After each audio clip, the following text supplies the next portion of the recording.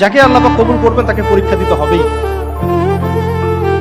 যার যে দিনের পথে চলবে কিন্তু পরীক্ষা নাই, তার দিনের পথে চলার মধ্যে গলত আছে। ইমান আনলে, প্রকৃত ইমান আনলে পরীক্ষা দিতে হবেই।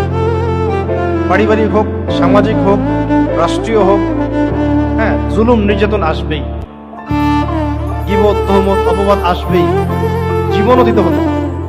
এটা একটা চিরায়ত সুন্নাত, টেস্ট করার যে আসলেই আমরা ইমানের উপর আছি নাকি মুনাফিকের উপর।